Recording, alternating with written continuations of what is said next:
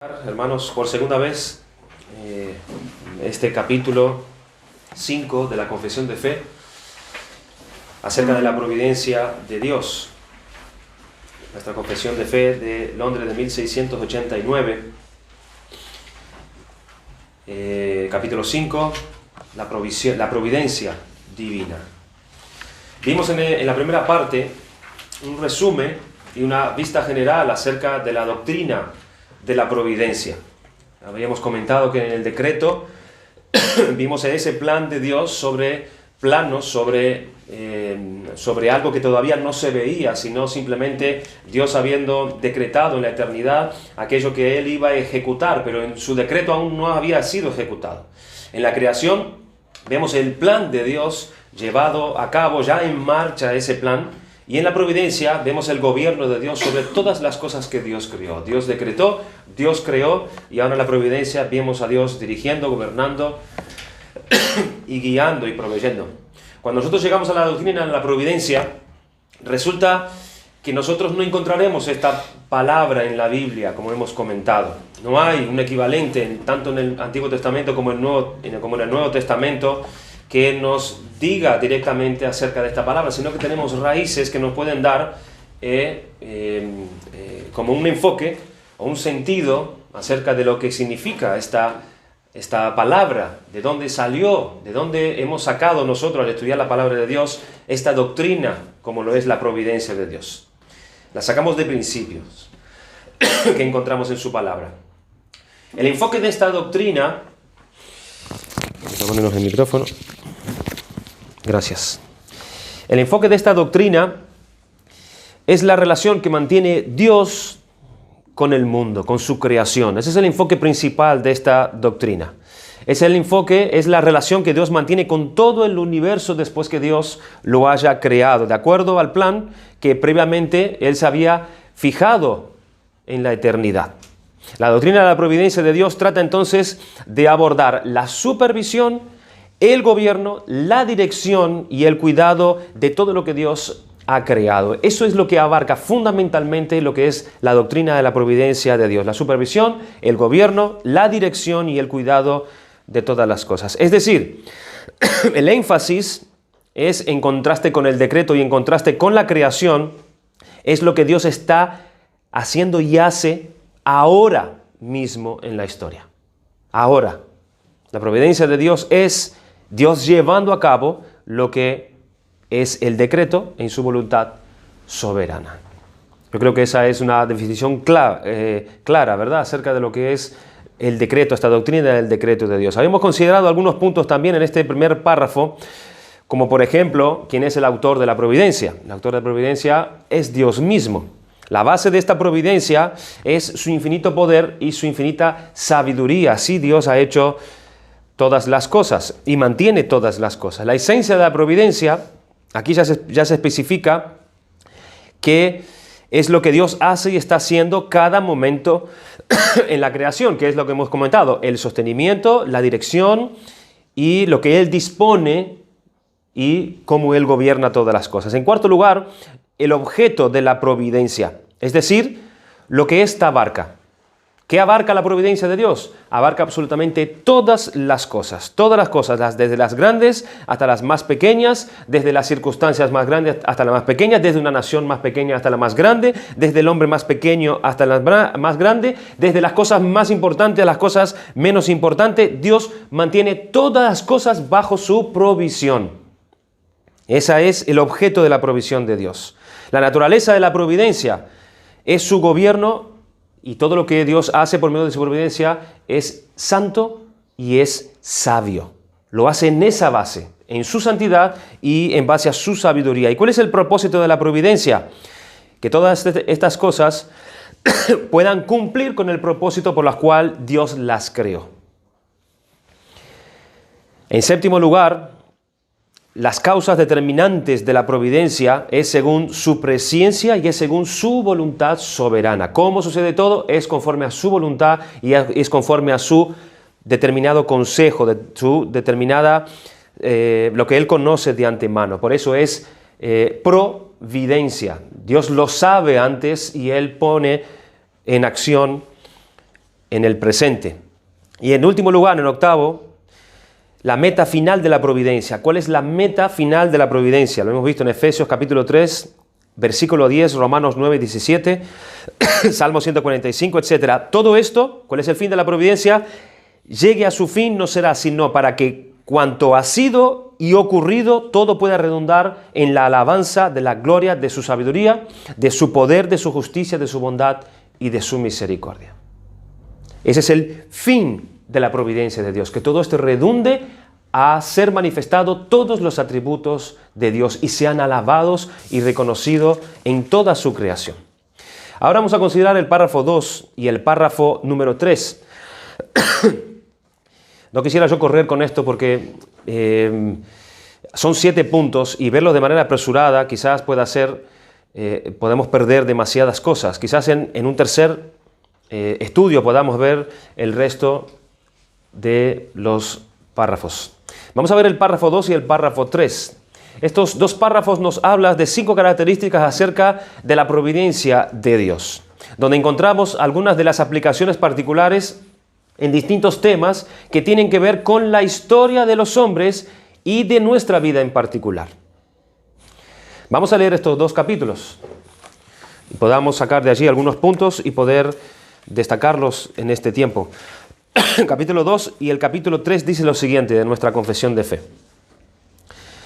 Aunque en relación a la presciencia y el decreto de Dios, la causa primaria, todas las cosas suceden inmutable e infaliblemente, de modo que nada ocurre a nadie por azar y sin su providencia.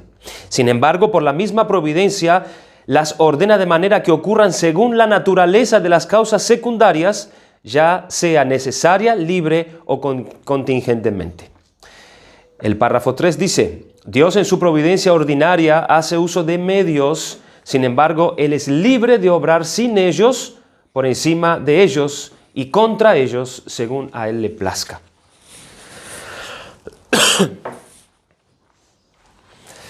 El cuidado de Dios sobre la creación está caracterizado por el uso de medios.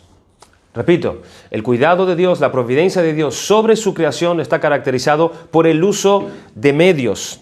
Aquí decimos que los autores de esta confesión abordaban una cuestión que tiene una importancia notoria porque nos aclara de qué manera encajan nuestros hechos, de qué manera encajan nuestros actos dentro de la providencia de Dios. La cuestión que se podría levantar sería, lo hemos planteado el domingo anterior, pero con esta cuestión: si Dios ha decretado todo cuanto iba a acontecer por medio de aquel decreto y por medio de la providencia lo trae de forma cierta para que en este suceda, ¿qué diferencia hay entonces entre lo que yo hago, lo que yo digo, porque es igual que haga lo que haga o diga lo que diga o lo que sea? Porque si ya está dispuesto en la providencia de Dios, podemos llegar a ese fatalismo. En el capítulo 2 se afirma el uso de los medios y en el párrafo 3 se matiza la actuación de Dios en el uso de los medios. Aunque Dios por la providencia gobierna y dirige todo conforme a su decreto, lo que tú y yo hagamos, hermanos, tiene muchísimo que ver con ello. ¿Por qué? Porque Dios ha ordenado los medios para que todas estas cosas están determinadas, vengan al cumplimiento, vengan y se desarrollen y vengan y sucedan. Dios guía los acontecimientos del mundo como Él tenía planeado de forma firme e ineludible e inmutable, pero todos estos se van produciendo no por actos milagrosos de Dios.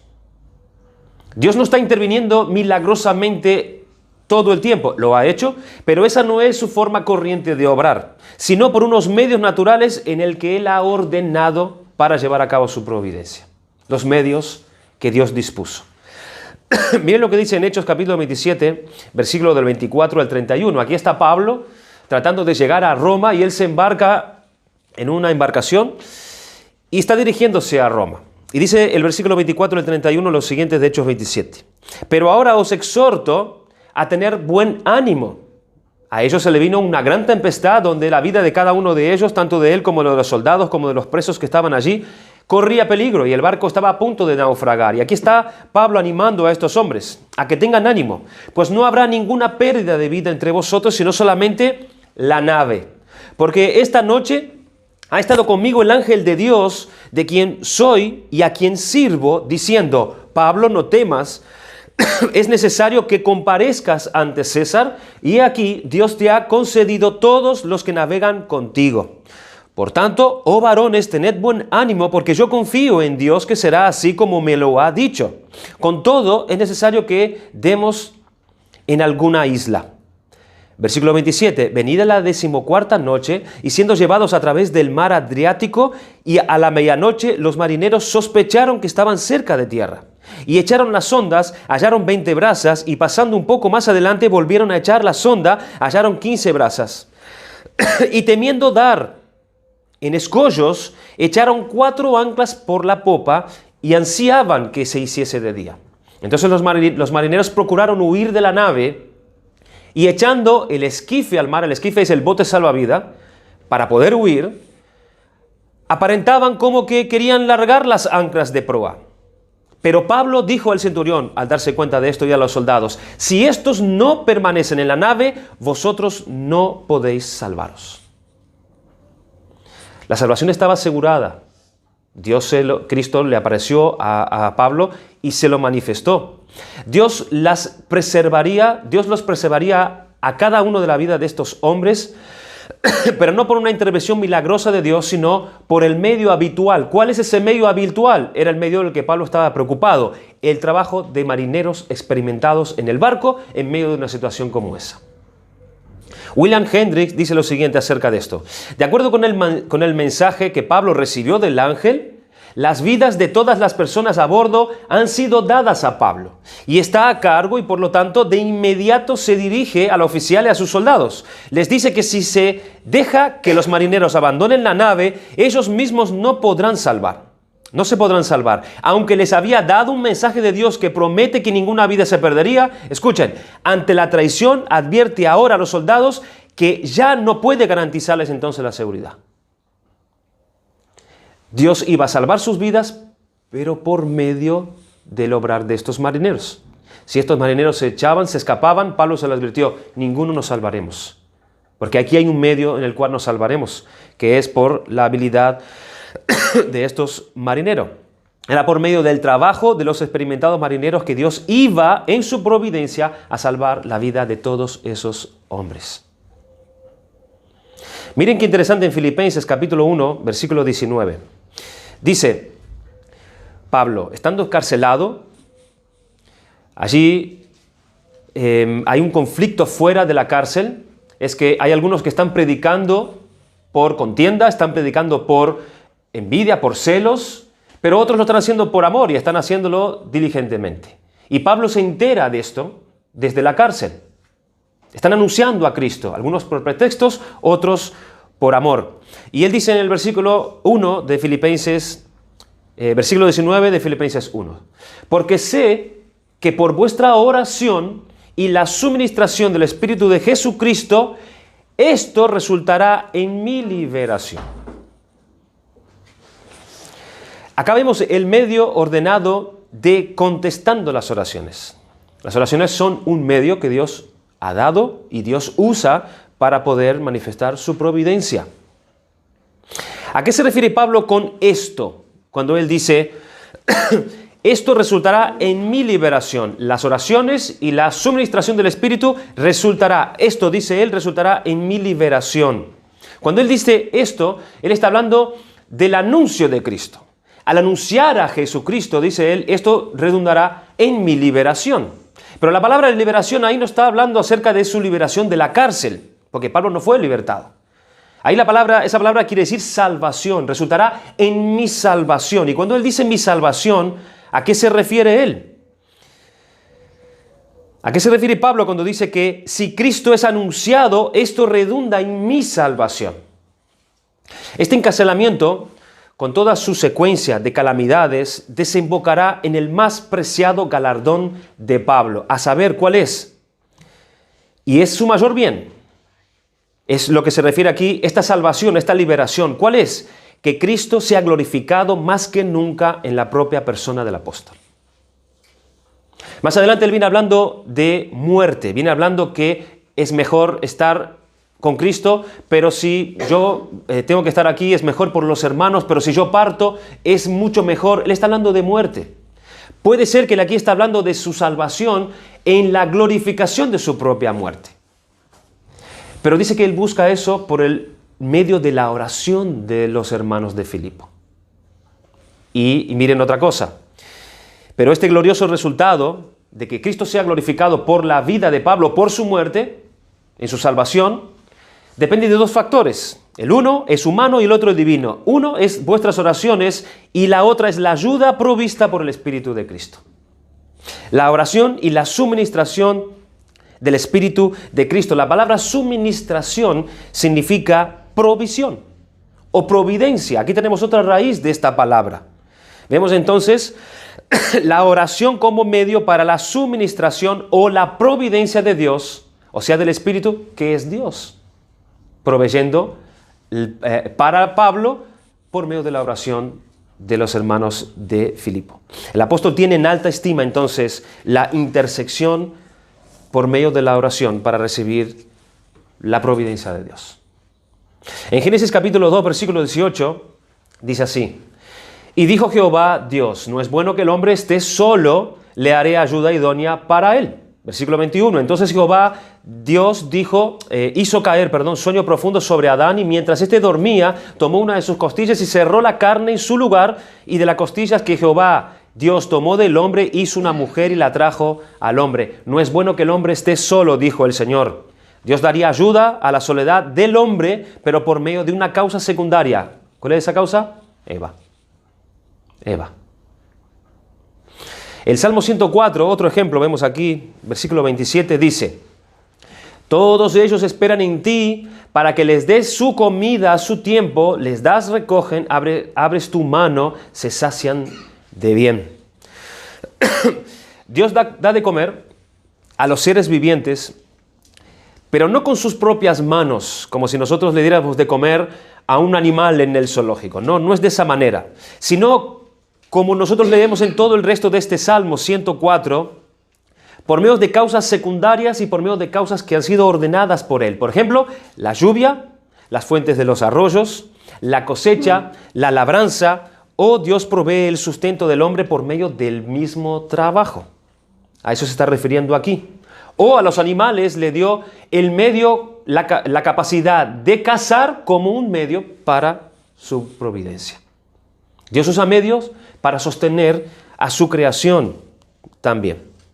Incluso Dios otorga, hermanos, la salvación por medio de las causas secundarias ordenadas por Él. Y esto lo sabemos muy bien. En Lucas capítulo 13, versículo 3 y 5, Cristo dijo: os digo no. Antes, si no os arrepentís, todos pereceréis igualmente. La salvación ordenada para los que se salvarán será solo a través del medio del arrepentimiento. Si todo esto nosotros lo miramos en nuestras vidas, nosotros podemos ver cómo Dios en su providencia nos otorga absolutamente todas las cosas. Pero miremos también esos medios usados, esos medios señalados por Dios para que Él pueda darnos esas cosas a nosotros, como nos ha sustentado a nosotros.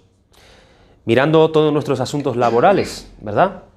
Cuando llega el sustento a nuestros hogares, cuando llega ese dinero para pagar nuestras cuentas, nosotros tenemos que ser conscientes que Dios nos dio esos medios para poder conseguir eso, para poder obtener eso. La salud, el esfuerzo, las capacidades. Alimentamos a nuestros hijos, sí, es Dios quien lo provee en última instancia, pero Él nos da los medios para que nosotros podamos conseguir esas cosas. ¿Cómo nos ha dado la sanidad también? Todos los recursos sanitarios que tenemos nosotros para ser sanados de nuestras enfermedades. Dios no nos sana de manera sobrenatural. Él dio medios. Dio la medicina, dio enfermeros, dio médicos, dio sabiduría a esos hombres para que conozcan nuestros cuerpos y puedan buscar sanidad por medios.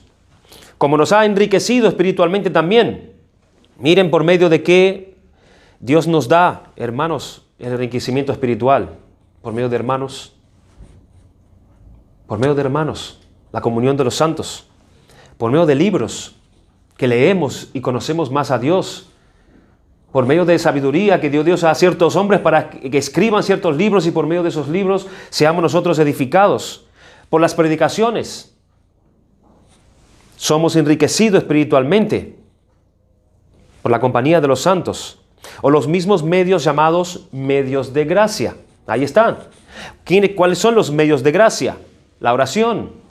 Somos enriquecidos espiritualmente por ese medio que Dios nos dio, que es la oración. Los cultos. La alabanza, la comunión de los santos, la meditación como un medio para recibir las riquezas espirituales. La palabra de Dios, la cena del Señor, todos estos medios son dados por Dios para nuestra santificación, para nuestro conocimiento, para nuestra madurez y para nuestro crecimiento. Las poderosas armas del creyente para la batalla espiritual que nosotros vemos en Efesios capítulo 6, versículos del 13 al 18, ¿verdad? Allí están las armas que Dios nos dio para poder combatir contra nuestro pecado, para poder combatir contra nuestras concupiscencias, nuestros deseos. Allí están esos medios que Dios nos da para eso. Cuando nosotros estamos desanimados, hermanos, entonces, ¿por qué es? La mayoría de las veces. ¿Será porque no hacemos uso de esos medios que Dios nos dio para que podamos estar firmes y fuertes? Mediten eso. Pedimos fortaleza, pero no vamos a la palabra de Dios a buscar al Señor. Pedimos sabiduría, pero no pasamos buscándola en su palabra. Pedimos fe, pero no vamos a estudiar los atributos de Dios para que Dios, por medio, nos provea eso que pedimos. Eso no va a aparecer allí de manera de la noche a la mañana. Dios proveyó unos medios para que nosotros podamos obtener esas cosas. Así que cuando no la tenemos, escudriñemos o examinémonos a ver si no estamos haciendo uso de esos medios que Dios nos ha provisto. Esta es la obra de la providencia de Dios. Pero por otra parte, miren cómo los medios por sí solos no llevan el fruto deseado. Los medios en sí mismos, por sí solos, no llevan el fruto deseado si Dios no interviene para que nosotros podamos lograrlo u obtenerlo. Dice en Proverbios capítulo 21, versículo 31, el caballo se alista para el día de la batalla, mas Jehová es el que da la victoria. El caballo se puede alistar, tú te puedes alistar, te pones el uniforme, busca la espada, los medios, pero si Jehová no te da la victoria, esos medios no te van a servir de nada. Absolutamente de nada. Dice Salmo 127, 1 y 2. Si el Señor no edifica la casa, en vano trabajan los que la edifican. Si el Señor no guarda la ciudad, en vano vela la guardia. Y está hablando de personas que están velando con todo lo necesario para hacerlo. Pero si Dios no es el que la guarda, en vano velan. Es en vano que os levantéis de madrugada, que os acostéis tarde, que comáis el pan de afanoso labor, pues Él da a su amado aún mientras duerme. Es cierto que los medios en sí mismos no garantizan la providencia de Dios. ¿Por qué? Porque su providencia depende absolutamente de su soberana voluntad. Dios debe darlo. Y al mismo tiempo, Dios no le debe nada a nadie, no está obligado a hacerlo, por más que tú te armes de todos los medios. Pero también es verdad que Dios manifiesta su providencia por medio de las causas secundarias ordenadas por Él. Por eso, teniendo esto en claro, hermanos, acerca de las cosas secundarias que Dios ha establecido, tomemos notas entonces de algunas cosas. Primero, nosotros no podemos esperar la salvación. No podemos esperar la salvación a menos que no creamos y a menos que no nos arrepintamos de nuestros pecados, porque ese es el medio escogido por Dios para darnos la salvación. Lo tenemos que tener bien claro esto. Arrepentirnos de nuestros pecados como un medio y creer y poner nuestra fe en Cristo como un medio para que Dios otorgue la providencia de la salvación. No vas a comer si tú no trabajas. No vas a comer si no trabajas y no lo vas a hacer si no te esfuerzas en traer el alimento y los medios necesarios que Dios ha dado para ello. Pablo dijo a los de Tesalónica, el que no trabaja, que tampoco coma. El que no trabaja, que no espere la providencia de Dios en su mesa entonces. Utiliza el medio para poder recibir lo que Dios te va a dar. No creamos que Dios va a salvar a los otros si nosotros no nos dedicamos a orar con sincero corazón y dar testimonio del Evangelio con nuestra vida y nuestras palabras entre nuestros vecinos, entre nuestros conocidos, entre nuestros compañeros. No habrá salvación. No habrá salvación, porque ya que en la sabiduría de Dios, el mundo no conoció a Dios mediante la sabiduría, mira ese medio, la salvación no se recibe por medio de la sabiduría del mundo, sino que agradó a Dios salvar a los creyentes por medio de la locura de la predicación. Nadie se va a salvar si nosotros no usamos el medio dado por Dios, que es la predicación de su palabra, como debe ser predicada. Y que Dios provea la salvación en su manera soberana. Por la misma razón, no esperes superar, hermanos, y salir adelante en las luchas y en las batallas espirituales si tú no buscas, por ejemplo, el buen consejo y la dirección de hombres o mujeres sabias que te den el buen consejo. O si no, echa manos de esos medios de gracia que Dios te da para superar y salir adelante en tus luchas y en tus batallas espirituales. No hay motivos para esperar, entonces, la prosperidad de Dios si nosotros no trabajamos sabiamente y como nosotros lo debemos hacer. No hay motivos para esperar eso, ni quejarse ante Dios, ni reprochar absolutamente nada. Y esto es así porque el medio para la salvación es el arrepentimiento, el medio para la prosperidad es el trabajo y el medio para conseguir las victorias es la abundancia de consejos y los medios de gracia. No esperemos llegar al fin sin estos medios, esas causas secundarias que Dios ha ordenado para ello. Nos enseña también este párrafo 2 que, como dice allí en la confesión, todas las cosas suceden inmutable e infaliblemente, de modo que nada ocurre a nadie por azar o sin su providencia.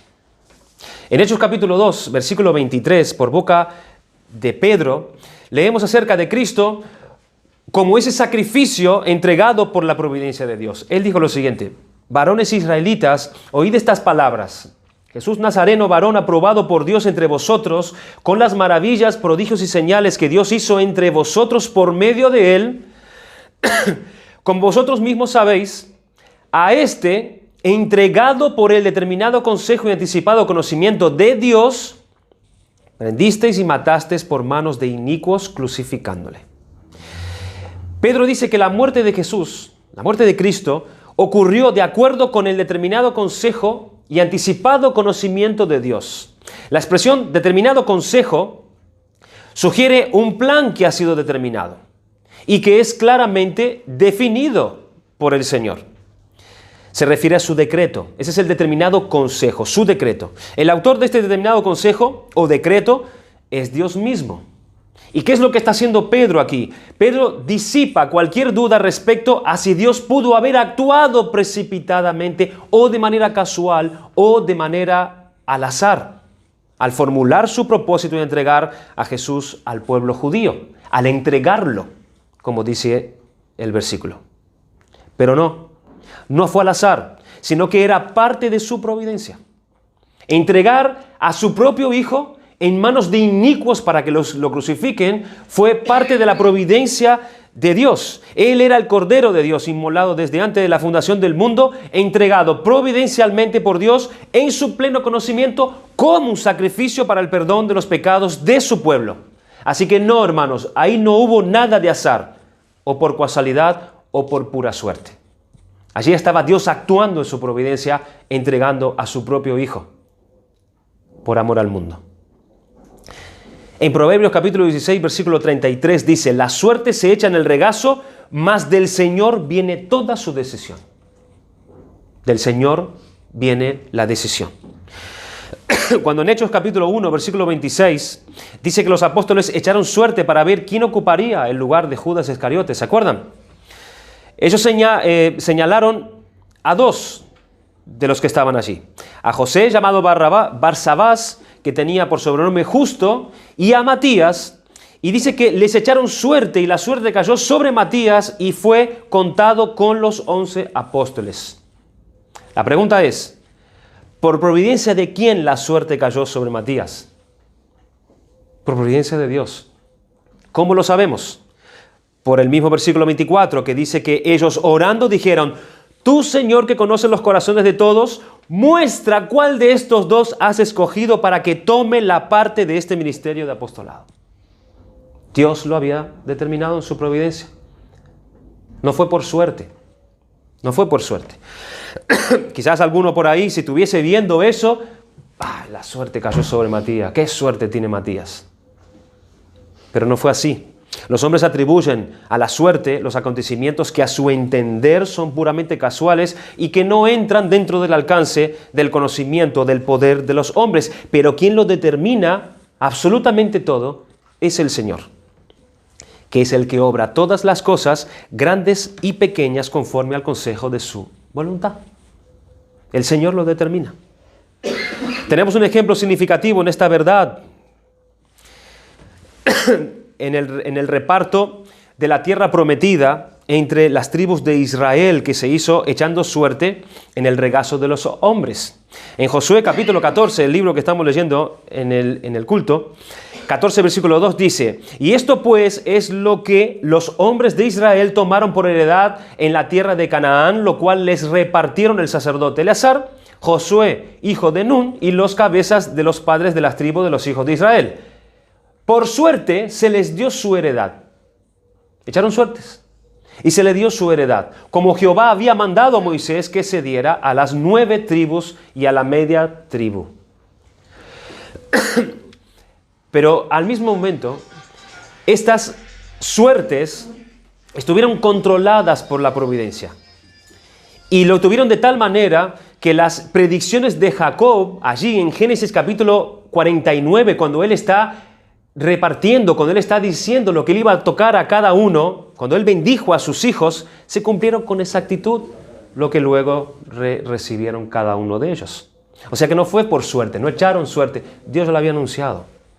Ya la providencia de Dios ya estaba disponible lo que ellos iban a recibir y cada uno de ellos iba a recibir.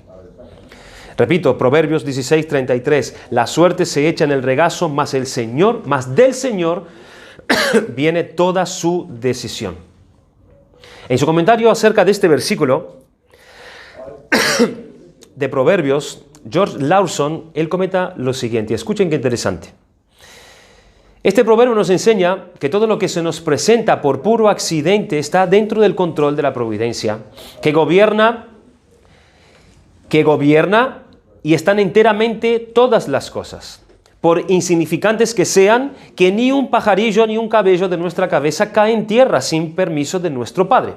Los acontecimientos más importantes de la vida de los hombres y de los reinos y de las naciones giran sobre bisagras muy pequeñas que no están al alcance de nuestro conocimiento y nuestro cuidado. La seguridad de la nación judía en el día de Esther, escúchame hermano, dependió de un grandísimo número de accidentes que nos parecen muy insignificantes y muy alejados de los intereses del pueblo de Dios. Pero el Señor de los ejércitos, que ha hecho maravilloso su consejo y grande su sabiduría, Él fue su salvador y su refugio en el día de la calamidad. El tiempo y la suerte le pertenecen a Él. Así como también el banquete de Asuero, la desobediencia de la reina Vasti, el orgullo del rey y sus ministros, la conspiración de Bigtán y Teres junto con el hecho de que fuera Mardoqueo quien la descubriera, la belleza misma de Esther, el insomnio del monarca una determinada noche y el capricho que le impulsó a que se leyeran las crónicas del reino para entretenerse y que se leyera justo lo que había que leerse, la suspensión de Amán, su suerte y el buen humor de Asuero resultó tener cuando Esther entró en su presencia para pedir por la vida de su pueblo. ¿Vieron todos esos acontecimientos que sucedieron? Que estuvieron allí dispuestos por Dios. Todo sucedió junto y bajo la dirección del Señor para salvar a su pueblo escogido. Nada de eso fue casualidad, ni al azar. Dios tenía la intención de salvar a su pueblo y Dios dispuso providencialmente todo lo necesario. Aún un simple insomnio de un rey. Y que se abriera justo en el lugar donde se tenía que leer. para que fuera reconocido un tal Mardoqueo. R6 Pro, él dice lo siguiente: el punto central de la doctrina de la providencia es la importancia otorgada al gobierno de Dios sobre todo el universo. Él gobierna a su creación con absoluta soberanía y autoridad, gobierna todo lo que acontece, desde lo más importante hasta lo más insignificante. No sucede nada que esté fuera del alcance de su gobierno providencial soberano. Yo no sé si esto lo estoy leyendo muy rápido o tú lo estarás escuchando muy rápido, pero tú prestate atención a lo que acabo de leer. ¿Dónde está Dios y lo que está haciendo Dios gobernando todo absolutamente? ¿Lo crees? Él hace que caiga la lluvia o hace que brille el sol. Él hace que surjan los reinos y los hace caer. Él tiene contados todos los cabellos sobre nuestras cabezas y los días de nuestra vida. Hay una diferencia crucial entre la providencia de Dios y el destino, la fatalidad y la fortuna. La clave de esta diferencia la encontramos en el carácter personal de nuestro Dios. El destino, por ejemplo, es ciego, mientras que Dios todo lo ve. La fatalidad es impersonal, mientras que Dios es un padre. La fortuna no tiene voz, mientras que Dios puede hablar. No hay fuerzas impersonales y ciegas actuando en la historia de la humanidad. No hay fuerzas impersonales y ciegas actuando en la historia de la humanidad. Todo acontece por la mano invisible de la providencia de Dios. En un universo gobernado por Dios no hay lugar para acontecimientos fortuitos. La casualidad no existe. La probabilidad es solo una palabra que nosotros utilizamos para describir las posibilidades matemáticas. Pero ni la casualidad ni la probabilidad intrínsecamente tienen ningún poder, porque no existen. La casualidad no es una entidad capaz de influenciar la propia realidad. La casualidad no es una entidad capaz de influenciar la realidad. La casualidad no es algo. La casualidad no es nada. Fin de la cita. Nos enseña este párrafo 2 que, como hemos comenzado, todas las cosas suceden inmutable e infaliblemente, de modo que nada ocurre a nadie por azar o sin su providencia. Tenemos que confiar en eso. Tenemos que confiar en eso. Ahora bien, aunque Dios usa estos medios y son los que ordinariamente nos llevan al fin al que Dios nos ha destinado, nosotros tenemos que al mismo momento entender a lo que nos dice en el párrafo 3, que Dios no está sujeto, ni está condicionado, ni esclavizado a esos medios. Dios no. Nosotros sí, pero Dios no. Esto es, Dios puede actuar en la creación sin esos medios ordenados por los cuales se desarrollan todos los acontecimientos. Y estos son las intervenciones milagrosas de Dios, donde nosotros podemos ver que lo ha hecho varias veces. Dios ha obrado sin medios, por ejemplo, en la encarnación de su Hijo Jesucristo. En Lucas 1, 30 y 31 dice: entonces el ángel le dijo: María, no temas, porque has hallado gracia delante de Dios, y ahora concebirás en tu vientre y darás a luz un hijo y llamarás su nombre Jesús. Dios hizo que fuera engendrado aquel santo ser en el vientre de aquella mujer sin el medio habitual. ¿Cuál es ese medio habitual? El espermatozoide de un varón. Era necesario para que se llevara a cabo el nacimiento de un niño. No sabemos si Dios dispuso un espermatozoide allí. No sabemos si fue de esa manera que lo hizo. No sabemos si ese óvulo de María ya apareció en el vientre de ella fecundado y ya era Cristo allí. O apareció ya fecundado por el Espíritu de Dios, no lo sabemos. Pero sí sabemos que Dios se dispuso de un vientre materno. De manera que fue engendrado en el vientre de María sin ninguna causa secundaria. Dios ha obrado por encima por encima y sobre los medios ordinarios. Es decir, Dios reavivó Dios potenció y Dios vitalizó medios que no se podían para actuar de la manera que lo hiciera. Tenemos otro caso en Romanos capítulo 9, versículos 19 y 21 acerca de Abraham y Sara. Un acontecimiento parecido. Dice, y no se debilitó en la fe, hablando de Abraham, al considerar su cuerpo que estaba ya como muerto, siendo de casi 100 años, o la esterilidad de la matriz de Sara.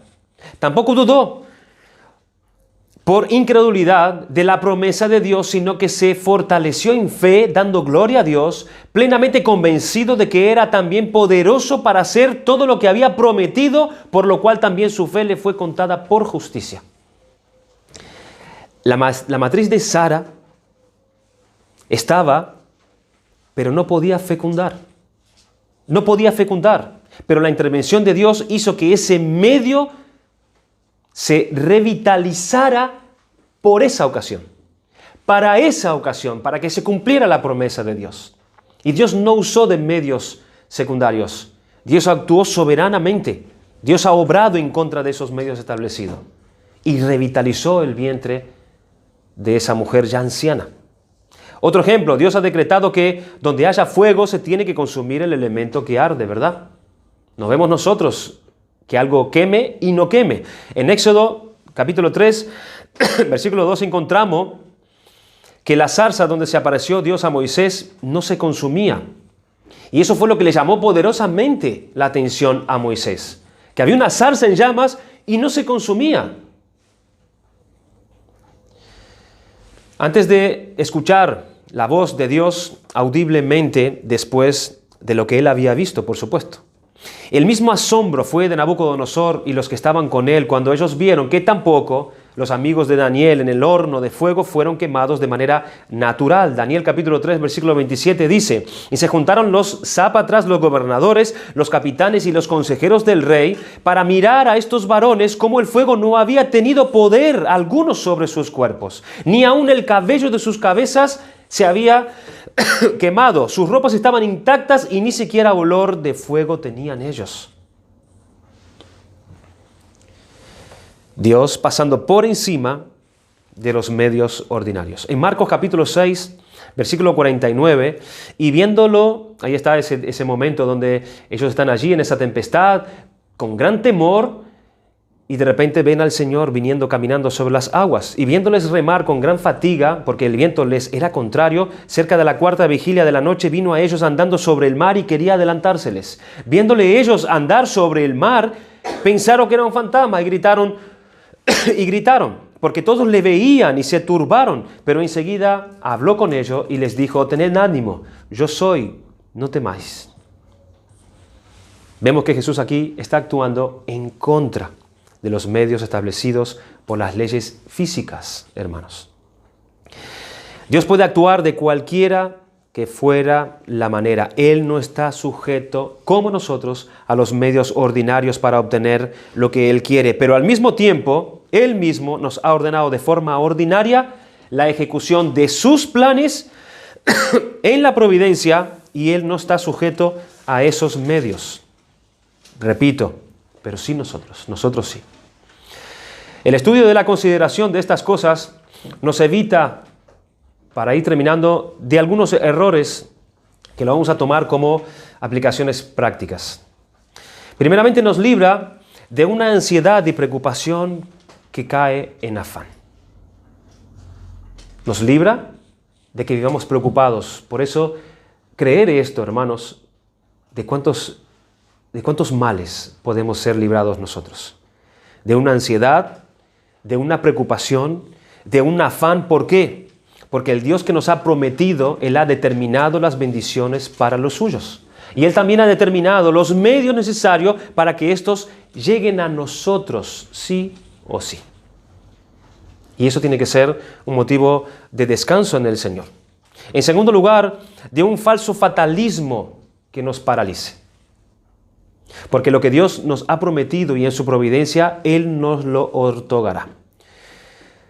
Lo obtendremos por medio de esas cosas, por medio de esas causas secundarias que Él mismo ha ordenado para ellos. Por eso tenemos que hacer, Por eso tenemos que pensar, tenemos que pedir, tenemos que orar, tenemos que trabajar, tenemos que hablar, tenemos que escuchar, tenemos que buscar, rogar y suplicar todas las demás cosas. No podemos caer en el fatalismo, como hemos dicho en un principio, que como Dios ya tiene toda su providencia dispuesta, quedémonos tranquilos, que ya todo nos llegará. No, hermanos, es por medio de lo que Dios ha dispuesto, los medios secundarios. No podemos caer en ese fatalismo, tenemos que trabajar. ¿Qué dijo el Señor por medio de Pablo a los filipenses? Trabajad por vuestra salvación, porque Él es el que produce en vosotros el querer como el hacer. Ocupaos en vuestra salvación. Haced lo que los toca a ustedes, porque Dios está en su providencia ocupándose de lo que Él tiene que hacer, produciendo en ustedes el querer como el hacer. Esta doctrina nos libra del fatalismo. Y en tercer lugar, de una presunción que nos lleve a la ruina espiritual. Si nosotros vamos a estar firmes hasta el final, eso será porque velamos, eso será porque oremos, como se nos ordenó que no caer en la tentación. Si nuestras familias serán salvas, será por el buen testimonio nuestro, será por el buen ejemplo y la palabra de gracia que salga de nuestras bocas. Si estamos llamados por Dios para crecer en la gracia, para crecer en el conocimiento, tenemos que dedicarnos entonces de forma seria a una vida de devoción personal, hermanos. Tenemos que hacerlo. En nuestras familias, en nuestras iglesias. Esto es, hermanos, debemos de ser muy diligentes en el uso de esos medios que Dios nos dio y seremos librados de una presunción que nos lleve a una ruina espiritual. Y debemos creer y descansar en todo tiempo en la providencia de Dios y no apoyarnos en nuestra propia opinión. No apoyarnos en nuestras propias fuerzas o en nuestras propias capacidades. No creernos que aquello que se nos llega a nosotros para lograr algo es de nosotros o es producido o es por nosotros. No creamos nosotros sabios en nuestra propia sabiduría. Y no engañarnos pensando que nuestro monte permanece inamovible y fuerte sin el Señor. Porque si Dios esconde su rostro, ¿qué será de nosotros? Si Dios esconde su rostro de nosotros, ¿qué será de nosotros? Seremos conturbados según el Salmo 37. Así que no confiemos en nada más que en la propia providencia de Dios. Porque Él puede hacer de la más mínima nimiedad instrumento para destruir toda nuestra fuerza y toda nuestra confianza. Lo puede hacer. Dice en Eclesiastés 9:11. Vi además que bajo el sol no es de los ligeros la carrera, ni de los valientes la batalla, y que tampoco de los sabios es el pan, ni de los entendidos las riquezas, ni de los hábiles el favor, sino que el tiempo y la suerte les llegan a todos. Confía siempre en el Señor y no te afanes con pensamientos angustiosos acerca de las cosas que sucederán en periodos futuros de nuestra vida. Nosotros estamos viviendo en tiempos en donde tenemos así de motivos para alarmarnos. Mucha confusión, mucha incertidumbre, mucho sin saber, pero que eso no sean motivos para que nosotros no descansemos en la providencia de Dios, que no sepamos lo que venga al futuro, aunque parezca que el futuro es malo. Dios tiene todo bajo control, todo bajo su gobierno, todo bajo su providencia. Y nosotros tenemos que confiar y descansar en eso. Nunca demostramos, hermanos, tanta necedad cuando nos hacemos profetas y nos creemos hacer las cosas porque las sabemos. Porque las cosas venideras dependen de una cadena muy complicada de causas que Dios ordena, que consta de una serie innumerable de eslabones que están fuera del alcance de nuestra vista. Pero cada uno de ellos se halla bajo la atenta mirada de Dios y está en sus propias manos. Así que bienaventurados son los que dejan todo su destino a la voluntad de Dios con alegre resignación. Bienaventurados.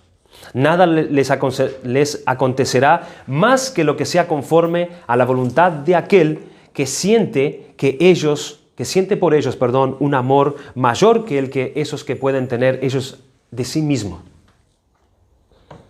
Y que sabe infinitamente nuestro buen Dios mejor que es lo que más nos conviene a nosotros. Así que dependamos de Él en todo tiempo y para todas las cosas. Termino con este versículo 147 del Salmo 147, versículos 10 y 11 dice: no se deleita en la fuerza del caballo, ni se complace en las piernas ágiles del hombre. El Señor favorece a los que le temen y a los que esperan en su misericordia. Mire lo que dice John Flavel al meditar acerca de este Salmo 57:2. Él dice: bendito sea el Señor que hasta aquí me ha ayudado y protegido en esta obra. Como la providencia dispondrá de mi vida, libertad y labores para el tiempo venidero, no lo sé, dice él. Pero alegremente encomiendo todo a aquel que ha realizado hasta aquí todas las cosas para mí. Clamaré al Dios Altísimo, al Dios que todo lo hace para mí. Él enviará desde los cielos y me salvará. Él reprocha al que me pisotea. Dios enviará su misericordia y su verdad para mí. Es lo que sigue diciendo el Salmo 57. Que el Señor nos ayude, hermanos.